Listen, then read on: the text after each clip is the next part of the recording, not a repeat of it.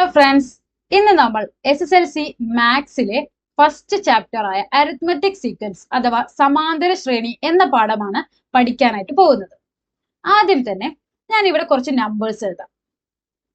1, 4, 9, 16, 25 etcetera.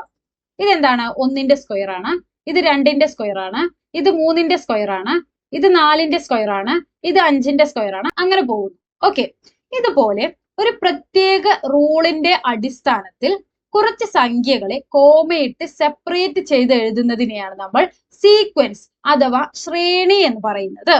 Okay, കുറച്ച് നമ്പേഴ്സിനെ കോമയിട്ട് separate ചെയ്ത് ഒരു പ്രത്യേക റൂളിന്റെ അടിസ്ഥാനത്തിൽ എഴുതുന്നതിനെയാണ് നമ്മൾ സീക്വൻസ് അഥവാ ശ്രേണി എന്ന് പറയുന്നത്. ഓക്കെ, ഇനി മറ്റൊരു ശ്രേണി എഴുതാം. 2, 4, 6, 8, 10 എക്സെട്ര. അതായത് 2ന്റെ മൾട്ടിപ്പിൾസ് അഥവാ 2ന്റെ ഗുണിതങ്ങളാണ് എഴുതിയിട്ടുള്ളത്. ഇതെന്താണ്? ഇതും ഒരു സീക്വൻസ് അഥവാ ശ്രേണിയാണ്. ഓക്കെ, ഇനി എപ്പോഴാണ് ഒരു സീക്വൻസ് അഥവാ ഒരു ശ്രേണി അരിത്മെറ്റിക് സീക്വൻസ് അഥവാ സമാന്തര ശ്രേണി ആവുന്നത്? അടുത്തടുത്ത സംഖ്യകൾ തമ്മിലുള്ള വ്യത്യാസങ്ങൾ തുല്യമാണെങ്കിൽ അങ്ങനെയുള്ള സീക്വൻസ് അഥവാ ശ്രേണികളെയാണ് നമ്മൾ അരിത്മെറ്റിക് സീക്വൻസ് അഥവാ സമാന്തര ശ്രേണി എന്ന് പറയുന്നത്. അതായത് ഇപ്പൊ ഇവിടെ നമുക്ക് എക്സാമ്പിളിൽ തന്നെ നോക്കാം. 1ഉം 4ഉം അടുത്തടുത്ത സംഖ്യകളല്ലേ? ഇവ തമ്മിലുള്ള വ്യത്യാസം എങ്ങനെ കണ്ടുപിടിക്കാം? 4ൽ നിന്ന് 1 കുറച്ചാൽ പോരെ? 4ൽ നിന്ന് 1 കുറച്ചാൽ 3. അതായത് 1ഉം 4ഉം തമ്മിലുള്ള വ്യത്യാസം 3 ആണ്. ഇനി 4ഉം 9ഉം ആണ് അടുത്തടുത്ത മറ്റൊരു സംഖ്യകൾ. 4ഉം 9ഉം തമ്മിലുള്ള വ്യത്യാസം എങ്ങനെ കണ്ടുപിടിക്കാം? 9ൽ നിന്നും 4 കുറച്ചാൽ മതി. എത്രയാ? 5. ഇനി 9ഉം 16ഉം 9ഉം 16ഉം തമ്മിലുള്ള വ്യത്യാസം എങ്ങനെ കണ്ടുപിടിക്കാം? 16ൽ നിന്നും 9 കുറച്ചാൽ പോരെ? എത്രയാ? 7. ഇനി അടുത്തത് 16ഉം 25ഉം തമ്മിലുള്ള വ്യത്യാസം എങ്ങനെ കണ്ടുപിടിക്കാം? 25ൽ നിന്നും 16 പോയാൽ 9. അതായത് ഈ ഒരു സീക്വൻസ് അഥവാ ഈ ഒരു ശ്രേണിയിൽ അടുത്തടുത്ത സംഖ്യകൾ തമ്മിലുള്ള വ്യത്യാസം എന്തൊക്കെയാണ് വന്നിട്ടുള്ളത്? 3, 5, 7, 9 അതല്ലേ? അതായത് വ്യത്യസ്ത തരത്തിലുള്ള ഡിഫറൻസുകളാണ് അഥവാ വ്യത്യാസങ്ങളാണ് വന്നിട്ടുള്ളത്. അതുകൊണ്ട് നമുക്ക് എന്ത് പറയാം? ഈ ഒരു സീക്വൻസ് അഥവാ ഈ ഒരു ശ്രേണി അരിത്മെറ്റിക് സീക്വൻസ് അല്ല, അല്ലെങ്കിൽ സമാന്തര ശ്രേണി അല്ല. ഓക്കെ, ഇനി ഈ അടുത്ത സീക്വൻസ് നോക്കാം. ഇവിടെ അടുത്തടുത്ത സംഖ്യകൾ തമ്മിലുള്ള വ്യത്യാസങ്ങൾ കണ്ടുപിടിച്ചു നോക്കാം. 2ഉം 4ഉം തമ്മിലുള്ള വ്യത്യാസം എങ്ങനെ കാണാം? 4ൽ നിന്നും 2 കുറച്ചാൽ പോരെ? 4ൽ നിന്ന് 2 കുറച്ചാൽ 2. അതായത് ഈ 2ഉം 4ഉം തമ്മിലുള്ള വ്യത്യാസം എത്രയാ? 2 ആണ്. അടുത്തതായി 4ഉം 6ഉം തമ്മിലുള്ള വ്യത്യാസം എങ്ങനെ കണ്ടുപിടിക്കാം? 6ൽ നിന്ന് 4 കുറച്ചാൽ പോരെ? എത്രയാ? 2. ഇനി 6ഉം 8ഉം തമ്മിലുള്ള വ്യത്യാസം 8ൽ നിന്ന് 6 കുറച്ചാൽ 2. 8ഉം 10ഉം തമ്മിലുള്ള വ്യത്യാസം 10ൽ നിന്ന് 8 കുറച്ചാൽ 2. അതായത് ഈ ഒരു സീക്വൻസ് അഥവാ ഈ ഒരു ശ്രേണിയിൽ അടുത്തടുത്ത സംഖ്യകൾ തമ്മിലുള്ള വ്യത്യാസങ്ങൾ എല്ലാം എന്താണ്? 2 ആണ്. അതായത് തുല്യമാണ്. ഇങ്ങനെയുള്ള സീക്വൻസ് അഥവാ ഇങ്ങനെയുള്ള ശ്രേണികളെയാണ് നമ്മൾ അരിത്മെറ്റിക് സീക്വൻസ് അഥവാ സമാന്തര ശ്രേണി എന്ന് പറയുന്നത്. അപ്പോൾ അരിത്മെറ്റിക് സീക്വൻസ് അഥവാ സമാന്തര ശ്രേണിയുടെ പ്രത്യേകത എന്താണ്?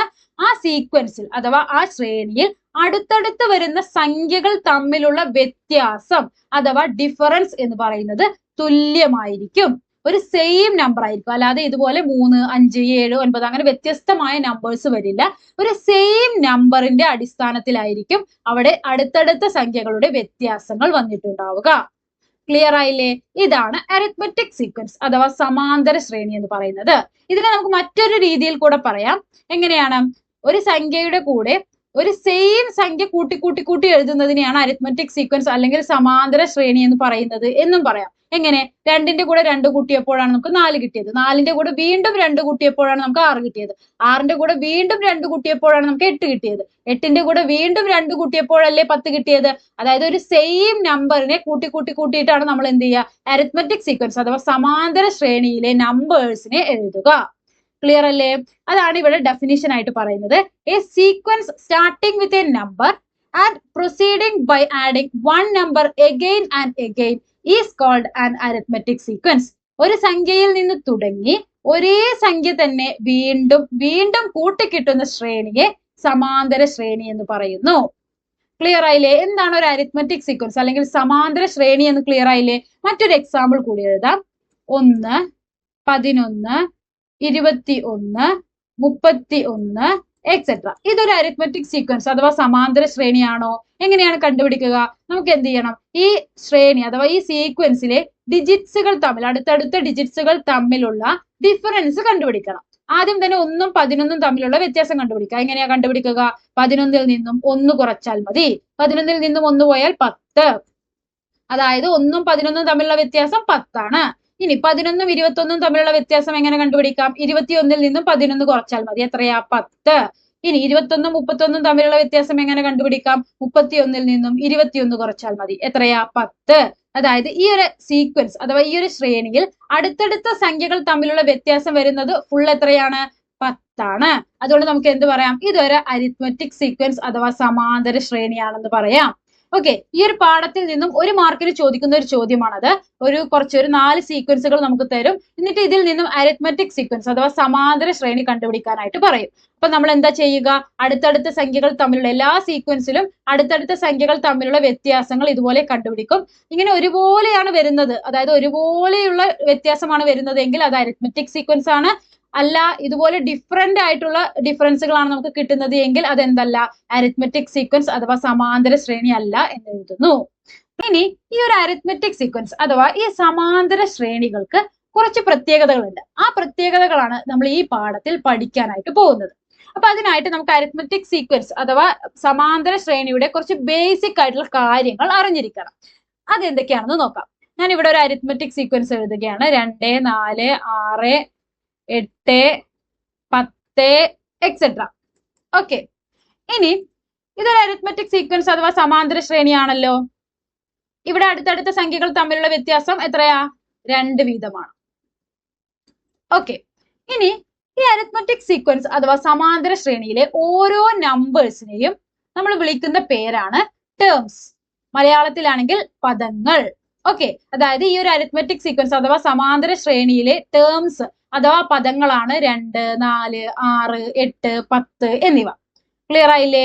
അതാണ് ആദ്യം നമ്മൾ അറിഞ്ഞിരിക്കേണ്ട ഒരു ബേസിക് കാര്യങ്ങൾ. എന്താണ്? ഒരു അരിത്മെറ്റിക് സീക്വൻസ് അഥവാ സമാന്തര ശ്രേണിയിലെ നമ്പേഴ്സിനെ അല്ലെങ്കിൽ ഡിജിറ്റ്സിനെ നമ്മൾ വിളിക്കുന്ന പേരാണ് ടേംസ് അഥവാ പദങ്ങൾ. അങ്ങനെ വരുമ്പോൾ ഈ നമ്പേഴ്സിലെ അതായത് അരിത്മെറ്റിക് സീക്വൻസിലെ ആദ്യത്തെ നമ്പറിനെ അല്ലെങ്കിൽ ഈ ഫസ്റ്റത്തെ സംഖ്യനെ നമ്മൾ എന്താണ് വിളിക്കുക? ഇതിനെല്ലാം നമ്മൾ ടേംസ് അഥവാ പദങ്ങൾ എന്നാണല്ലോ പറയുക. അങ്ങനെയാണെങ്കിൽ ആദ്യത്തെ നമ്പറിനെ എന്ത് വിളിക്കും? ഫസ്റ്റ് ടേം, അല്ലെങ്കിൽ മലയാളത്തിലാണെങ്കിൽ ആദ്യ പദം. ഓക്കെ, ഇനി ഈ ഒരു സീക്വൻസിന്റെ ഏറ്റവും അവസാനത്തെ ഡിജിറ്റ് 20 ആണെന്ന് വെക്കുക. അങ്ങനെയാണെങ്കിൽ ഈ 20നെ എന്താണ് വിളിക്കുക? 20 ലാസ്റ്റ് നമ്പർ ആണ്. അപ്പൊ ലാസ്റ്റ് ടേം അഥവാ അവസാന പദം. ഓക്കെ, അപ്പൊ ഇതാണ് ഈ ഒരു അരിത്മെറ്റിക് സീക്വൻസിലെ ഫസ്റ്റ് ടേം. ഇവയെല്ലാം എന്താണ്? 2, 4, 6, 8, 10, 20 വരെയുള്ള നമ്പേഴ്സിനെ നമ്മൾ ടേംസ് അല്ലെങ്കിൽ പദങ്ങൾ എന്നാണ് പറയുക. അതിലെ ആദ്യത്തെ ടേമിനെ നമ്മൾ ഫസ്റ്റ് ടേം എന്ന് പറയുന്നു. അവസാനത്തെ ടേമിനെ നമ്മൾ ലാസ്റ്റ് ടേം എന്ന് പറയുന്നു, അല്ലെങ്കിൽ അവസാന പദം എന്ന് പറയുന്നു. ഓക്കെ, ഇനി ഫസ്റ്റ് ടേമിനെ നമ്മൾ സ്മോൾ ലെറ്റർ എഫ് കൊണ്ടാണ് സൂചിപ്പിക്കുക. കാരണം ഫസ്റ്റ് ടേം എന്ന ആ ഒരു സെന്റൻസിലെ ആദ്യത്തെ ലെറ്റർ എഫ് അല്ലേ? ആ എഫ് കൊണ്ടാണ് ഫസ്റ്റ് ടേമിനെ സൂചിപ്പിക്കുക. ചില ടീച്ചേഴ്സ് ഒക്കെ സ്മോൾ ലെറ്റർ എ കൊണ്ടൊക്കെ സൂചിപ്പിക്കാറുണ്ട്. നിങ്ങൾക്ക് ഇഷ്ടമുള്ളത് ഉപയോഗിക്കാം. ഇവിടെ ഫസ്റ്റ് ടേമിന്റെ ആദ്യത്തെ ലെറ്റർ എന്നുള്ള രീതിയിലാണ് ഞാനിവിടെ സ്മോൾ ലെറ്റർ എഫ് എന്ത് ചെയ്യുന്നത്? യൂസ് ചെയ്യുന്നത്. എഫ് ആയാലും എ ആയാലും അത് ഫസ്റ്റ് ടേം അല്ലെങ്കിൽ ഒരു അരിത്മെറ്റിക് സീക്വൻസ് അല്ലെങ്കിൽ സമാന്തര ശ്രേണിയുടെ ആദ്യത്തെ സംഖ്യയാണ് സൂചിപ്പിക്കുന്നത് എന്ന് മനസ്സിലാക്കിയാൽ മതി. ടെക്സ്റ്റ് ബുക്കിൽ അതിന് പ്രത്യേക ഒരു ലെറ്റർ കൊണ്ടൊന്നും സൂചിപ്പിക്കുന്നില്ല. അപ്പൊ നിങ്ങൾക്ക് സ്മോൾ ലെറ്റർ എഫ് കൊണ്ട് സൂചിപ്പിക്കാം, അല്ലെങ്കിൽ സ്മോൾ ലെറ്റർ എ കൊണ്ടും സൂചിപ്പിക്കാം. ഓക്കെ, നിങ്ങളുടെ ടീച്ചേഴ്സ് ഒക്കെ യൂസ് ചെയ്യുന്നതിനനുസരിച്ച് നിങ്ങൾക്ക് എന്ത് ചെയ്യാം? യൂസ് ചെയ്യാം. ഇനി ലാസ്റ്റ് ടേമിന് അപ്പൊ ഏത് ലെറ്റർ കൊണ്ടാണ് സൂചിപ്പിക്കുക? സ്മോൾ ലെറ്റർ എൽ കൊണ്ടാണ് സൂചിപ്പിക്കുക. ഓക്കെ, ഇനി നമുക്ക് പഠിക്കാനുള്ള മറ്റൊരു കാര്യം എന്ന് പറയുന്നത് ഈ നമ്പർ, അതായത് അടുത്തടുത്ത സംഖ്യകൾ തമ്മിലുള്ള ഡിഫറൻസ് തുല്യമാവുമ്പോഴാണല്ലോ ആ സീക്വൻസ് അഥവാ ആ ശ്രേണി അരിത്മെറ്റിക് സീക്വൻസ് അഥവാ സമാന്തര ശ്രേണി ആവുന്നത്. അങ്ങനെ ഈ അടുത്തടുത്ത സംഖ്യകൾ തമ്മിൽ വരുന്ന ആ ഒരു വ്യത്യാസത്തിനെ നമ്മൾ പറയുന്ന പേരാണ് കോമൺ ഡിഫറൻസ്. മലയാളത്തിലാണെങ്കിൽ പൊതുവ്യത്യാസം. ഓക്കെ, കോമൺ ഡിഫറൻസിനെ നമ്മൾ സ്മോൾ ലെറ്റർ ഡി കൊണ്ടാണ് സൂചിപ്പിക്കുക. ഓക്കെ, അത് എല്ലായിടത്തും സ്മോൾ ലെറ്റർ ഡി കൊണ്ട് തന്നെയാണ് സൂചിപ്പിക്കുക. എല്ലാ ടീച്ചേഴ്സും സ്മോൾ ലെറ്റർ ഡി കൊണ്ട് തന്നെ ആയിരിക്കും കോമൺ ഡിഫറൻസ് അഥവാ പൊതുവ്യത്യാസത്തിനെ സൂചിപ്പിക്കുക. അങ്ങനെയെങ്കിൽ ഈ ഒരു അരിത്മെറ്റിക് സീക്വൻസിലെ കോമൺ ഡിഫറൻസ് അഥവാ പൊതുവ്യത്യാസം എന്താണ്? 2 ആണ്. ഓക്കെ, ഈ ഒരു അരിത്മെറ്റിക് സീക്വൻസിലെ കോമൺ ഡിഫറൻസ് അഥവാ പൊതുവ്യത്യാസം എത്രയായിരിക്കും? അടുത്തടുത്ത സംഖ്യകൾ തമ്മിലുള്ള വ്യത്യാസം 10 അല്ലേ? അതുകൊണ്ട് ഈ ഒരു അരിത്മെറ്റിക് സീക്വൻസിന്റെ കോമൺ ഡിഫറൻസ് അഥവാ പൊതുവ്യത്യാസം 10 ആണ്. ഓക്കെ, ക്ലിയർ ആയില്ലേ? ഇത്രയും കാര്യങ്ങളാണ് നമുക്ക് ബേസിക് ആയിട്ട് ഒരു അരിത്മെറ്റിക് സീക്വൻസ് അഥവാ സമാന്തര ശ്രേണിയിൽ അറിഞ്ഞിരിക്കേണ്ടത്. എന്തൊക്കെയാണ്? നമ്മളതിൽ തന്നെ അരിത്മെറ്റിക് സീക്വൻസ് അഥവാ സമാന്തര ശ്രേണിയിലെ ഓരോ നമ്പേഴ്സിനെയും നമ്മൾ ടേംസ് അഥവാ പദങ്ങൾ എന്നാണ് പറയുക. ഓക്കെ, അതിലെ ആദ്യത്തെ ടേമിനെ അല്ലെങ്കിൽ ആദ്യത്തെ പദത്തിനെ ഫസ്റ്റ് ടേം അഥവാ ആദ്യ പദം എന്നാണ് പറയുക. അതിനെ സ്മോൾ ലെറ്റർ എഫ് കൊണ്ടാണ് സൂചിപ്പിക്കുക. ഇനി ആ അരിത്മെറ്റിക് സീക്വൻസിലെ അവസാന പദത്തെ ലാസ്റ്റ് ടേം അഥവാ അവസാന പദം എന്നാണ് പറയുക. അതിനെ സ്മോൾ ലെറ്റർ എൽ കൊണ്ടാണ് സൂചിപ്പിക്കുക. ഇനി അടുത്തടുത്ത സംഖ്യകൾ തമ്മിലുള്ള വ്യത്യാസങ്ങൾ തുല്യമാവുമ്പോഴാണ് ഒരു സീക്വൻസ് അഥവാ ഒരു ശ്രേണി അരിത്മെറ്റിക് സീക്വൻസ് അഥവാ സമാന്തര ശ്രേണി ആകുന്നത്. ആ ഒരു വ്യത്യാസത്തെയാണ് കോമൺ ഡിഫറൻസ് അഥവാ പൊതുവ്യത്യാസം എന്ന് പറയുന്നത്. അതിനെ നമ്മൾ സ്മോൾ ലെറ്റർ ഡി കൊണ്ടാണ് സൂചിപ്പിക്കുക. ഇത്രയും കാര്യങ്ങളാണ് അരിത്മെറ്റിക് സീക്വൻസ് അഥവാ സമാന്തര ശ്രേണിയെ കുറിച്ച് ബേസിക് ആയിട്ട് നമുക്ക് അറിയേണ്ടത്. ഓക്കെ, ഇനി നമ്മൾ പഠിക്കാനായിട്ട് പോകുന്നത് അരിത്മെറ്റിക് സീക്വൻസ് അഥവാ സമാന്തര ശ്രേണി എന്ന പാഠഭാഗത്തിലെ കുറച്ച് ഇമ്പോർട്ടന്റ് ആയിട്ടുള്ള ഇക്വേഷൻസ് ആണ്. അതായത് നമുക്ക് പ്രോബ്ലംസ് ഒക്കെ ചെയ്യാൻ ആവശ്യമായ കുറച്ച് ഫോർമുലാസുകളാണ് അടുത്തതായി നമ്മൾ പഠിക്കാനായിട്ട് പോകുന്നത്.